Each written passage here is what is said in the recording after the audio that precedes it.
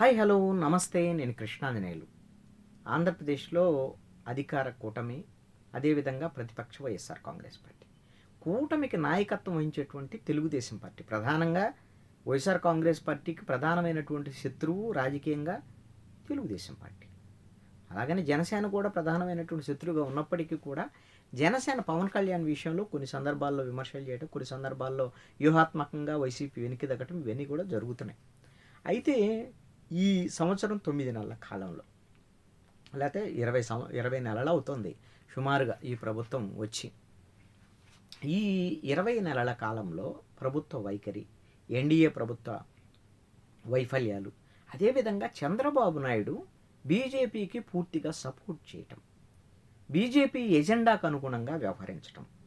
అంటే ఈ మొన్న జరిగినటువంటి భారత విజ్ఞాన వేదిక అనేటువంటి దాని మీద ఎక్కడ తిరుపతిలో జరిగినటువంటి కార్యక్రమంలో ఆర్ఎస్ఎస్ మహేష్ భగవత్తో కలిసి చంద్రబాబు నాయుడు పురాణాల గురించి, పురాణ పురుషులు, రాముడు గురించి, ఆంజనేయుడి గురించి, అర్జునుడు ఇలాగ మాట్లాడినటువంటి మాటలు చాలా సందర్భాల్లో కొంచెం హిందుత్వ ఎజెండా, అంటే బీజేపీ ఎజెండాకు అనుగుణంగా చంద్రబాబు నాయుడు యొక్క మాట్లాడుతున్నటువంటి మాటలు ఇవన్నీ కూడా కొంత వైఎస్ఆర్ కాంగ్రెస్ పార్టీకి ఏమైనా అనుకూలంగా మారతాయా అనేటువంటి అనుమానం తెలుగుదేశం పార్టీకి సంబంధించినటువంటి శ్రేణులు, తెలుగుదేశం పార్టీ సంబంధించినటువంటి వర్గాలు, తెలుగుదేశానికి అనుకూలంగా ఉండేటువంటి కొంతమంది వాళ్ళలో కొంత ఆందోళన కలిగిస్తున్నటువంటి అంశం. ఈ విధంగా ఒకవేళ బీజేపీ ఎజెండాని నెత్తికెత్తుకొని అందుకు అనుగుణంగా హిందుత్వ ఎజెండాకు అనుగుణంగా ముందుకు వెళితే ప్రధానంగా క్రిస్టియన్లు, అదేవిధంగా ముస్లిం మైనారిటీలు దూరం అయ్యేదానికి అవకాశం ఉంటుంది. దీంతో పాటుగా బీజేపీని వ్యతిరేకించేటువంటి వర్గాలు, ఈ మతపరమైనటువంటి అంశాలు కాకుండా బీజేపీ రాజకీయాలని, బీజేపీ రాజ్యాంగాన్ని మార్చేటువంటి విషయాలు, మిగతా అంశాలు, లేకపోతే రాష్ట్రాలను దెబ్బతీసేటువంటి విధంగా ఆంధ్రప్రదేశ్కి విభజన హామీలు అమలు చేయలేదు అనేటువంటి అంశం మీద కోపంగా ఉండేటువంటి వాళ్ళు, ఇలాంటి వాళ్ళందరి నుంచి కూడా కొంత వ్యతిరేకత వచ్చేదానికి అవకాశం. మరి అలాంటప్పుడు మన బీజేపీతో పొత్తు పెట్టుకున్నారు కదా, అప్పుడే ఈ వ్యతిరేకత ఉండుండొచ్చు కదంటే కొంత వ్యతిరేకత ఉన్నటువంటి మాట వాస్తవం. కానీ వైఎస్ఆర్ కాంగ్రెస్ పార్టీ ప్రభుత్వ ఫెయిల్యూర్తో పోల్చినప్పుడు ఈ బీజేపీతో పొత్తులో ఉన్నా సరే తెలుగుదేశం పార్టీకి సంబంధించినటువంటి విషయంలో చాలామంది సపోర్ట్ చేసినటువంటి పరిస్థితి ఉంది. అయితే రేపొద్దున 2029 ఎన్నికల్లో పోటాపోటీగా తయారైతే ఈ ఇద్దరి మధ్య అప్పుడు ఈ విధంగా మైనారిటీల ఓట్లు, అంటే ముస్లిం మైనారిటీలు, క్రిస్టియన్ ఓట్లు కూడా ఒక కీలకమైనటువంటి ప్రాధాన్యత ఇచ్చేదానికి అవకాశం ఉండొచ్చు, ప్రాధాన్యత ఉంటుంది.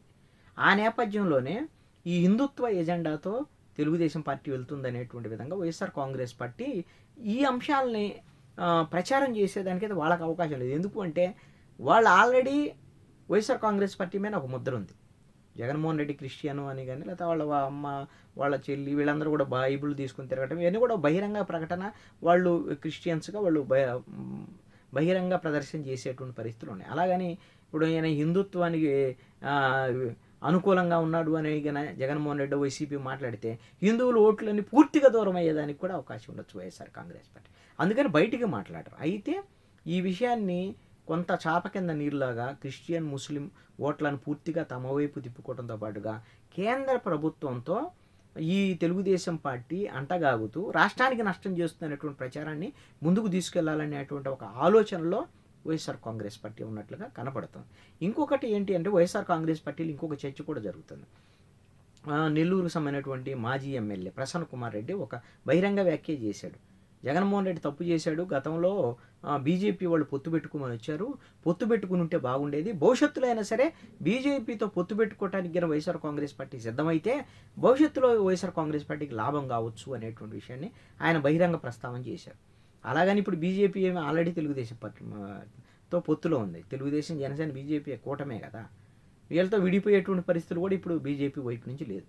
గతంలో కూడా 2014లో తెలుగుదేశం, బీజేపీ, జనసేన మద్దతుతో ప్రభుత్వం ఉంది. ఆ టైంలో 2015-16 ఆ టైంలో అప్పుడు ఎంపీగా ఉన్నటువంటి, రాజ్యసభ సభ్యుడిగా ఉన్నటువంటి విజయసాయిరెడ్డి ఢిల్లీకి వెళ్ళి తెర వెనక కథ నడిపి తెలుగుదేశం పార్టీకి బీజేపీ మధ్య కొంత విభేదాలు వచ్చినటువంటి నేపథ్యంలో మధ్యలో దూరారు వైఎస్ఆర్ కాంగ్రెస్ పార్టీ వాళ్ళు. వైసీపీ వెళ్ళి బీజేపీలో చేరలేదు, కానీ ఎన్డీఏ నుంచి తెలుగుదేశం పార్టీ బయటకు వచ్చేటువంటి విధంగా పొగబెట్టారు. అంతవరకు సక్సెస్ అయ్యారు. అలాగనే మళ్ళీ ఏదైనా సరే ఇలాంటి ప్రయోగాలు వైఎస్ఆర్ కాంగ్రెస్ పార్టీ బీజేపీకి తెలుగుదేశం మధ్య ఏమైనా ఇలాంటి ప్రయత్నాలు చేసేటువంటి అవకాశాలు ఉన్నాయా అనేటువంటి ఒక చర్చ కూడా జరుగుతుంది. అలాంటి అవకాశం ఇవ్వొద్దనే మరి ఏమన్నా చంద్రబాబు నాయుడు బీజేపీతో పూర్తిగా అనుకూలమైనటువంటి వాతావరణం ఉండేటువంటి విధంగా ముందుకెళ్తున్నారా అనేటువంటి చూడాలి. ఈ రాజకీయ పరమైనటువంటి ఈ తెలుగుదేశము వైఎస్ఆర్ కాంగ్రెస్ పార్టీ మధ్య ఉండేటువంటి హిందుత్వ, అదేవిధంగా ముస్లిం మైనారిటీలకు సంబంధించిన ఓట్లు, క్రిస్టియన్ ఓట్లకు సంబంధించినటువంటి ఈ రాజకీయంలో భవిష్యత్తులో ఎవరు సెక్స్ అవుతారు ఏంటి అనేది చూడాలి.